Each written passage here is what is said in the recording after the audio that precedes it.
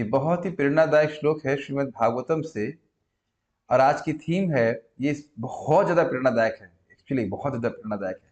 Theme है सूर्य सबको मार रहा है, केवल एक व्यक्ति को छोड़कर, तो वह कौन है? आयुर्हरति वै पुंसाम उद्यन अस्तम च यन्नसौ तस्य ऋते यत्क्षणो नीत उत्तम श्लोक वार्तया। श्रीमद् भागवतम दूसरा स्कंद तीसरा अध्याय 17वां श्लोक। आयुर्हरति वै पुंसाम, निश्चित रूप से आयु हर रहा है। किनकी? सभी इंसानों की, सभी जीवों की आयु को निश्चित रूप से हर रहा है। कैसे? उद्यन, उदित होते हुए, अस्तम, अस्त होते हुए, यन असौ, असौ ये सूर्य देख रहे हैं ना, ऐसे करके शौनक ऋषि बता रहे हैं सूत गोस्वामी को, देखिए ये देख रहे हैं ना, सूर्य जो है उदित हो रहा है और अस्त हो रहा है, केवल लोगों की आयु को काट रहा है, केवल आयु के काट रहा है। काफी इंटरेस्टिंग है, केवल आयु काट रहा है। बर्थडे अगर किसी का है तो वह एक दिन और मृत्यु के पास चला गया है, समझ रहे हैं। लेकिन तस्य, उस व्यक्ति के, ऋते, उस व्यक्ति को छोड़ करके, यत क्षणावनीता, जिसका एक क्षण भी, नीत मतलब लेके आया है, नीत मतलब लेके आया है, क्या लेके आया है? उत्तम श्लोक वार्तया, उत्तम श्लोक की वार्ता को उसका क्षण लेके आया। मतलब एक क्षण भी जिसने भगवान की वार्ता में लगाया है, उत्तम श्लोक मतलब भगवान श्री कृष्ण, यह भगवान का नाम उच्चारण करने में लगाया, वो एक ही बात है, भगवान की भक्ति में लगाया, उसको छोड़ के सबकी आयु को काट रहा है। काफी इंटरेस्टिंग श्लोक है।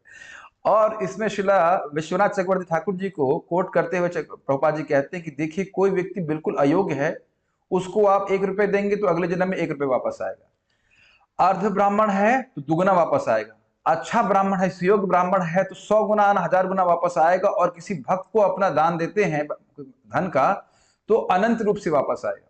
तो अब ये समझिए, वहां पे लिखा है वेद पारग ब्राह्मण, जो वेद के सार को समझ गया है।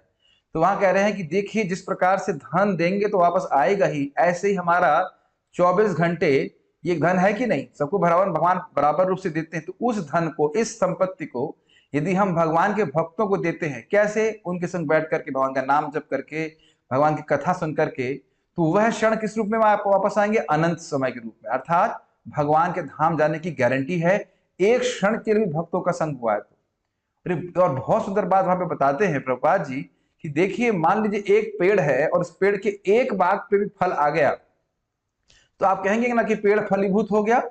तो कह रहे हैं उसी प्रकार से हमारा पूरा जीवन एक पेड़ की तरह, मानिए जीवन के सारे क्षण, और उसमें से एक क्षण भी भगवान की सेवा में लगा दिया तो वह हमारा पेड़ जो है फलीभूत हो गया। तो इसका अर्थ स्वाभाविक सी बात है कि अमित न्याय से जब एक क्षण लगाने का इतना लाभ है, तो पूरे जीवन लगाएं और रोज लगाएंगे तो क्यों नहीं भगवान के पास जाएंगे। लेकिन कोई कहेगा, अरे भक्त भी तो वृद्ध हो रहा है, भक्त भी तो मृत्यु प्राप्त आ रही है।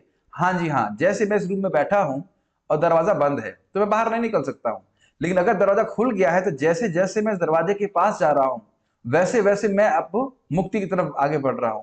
उसी प्रकार से भगवान श्री कृष्ण के नाम जप करने वाला व्यक्ति, भक्ति करने वाला व्यक्ति मर नहीं रहा है वह अब शाश्वत जीवन की तरफ आगे बढ़ रहा है। सभी से निवेदन है कि इस प्रकार से एक संकल्प हमेशा लें कि अगर आप बहुत बीमार नहीं हैं तो ब्रेकफास्ट के पहले अपना 16 माला जरूर कर लें और अधिक से अधिक समय भगवान श्री कृष्ण के बारे में श्रवण कीर्तन करने में लगाएं। तो इसके द्वारा आप कभी नहीं मरने वाले। ओके, हरे कृष्णा।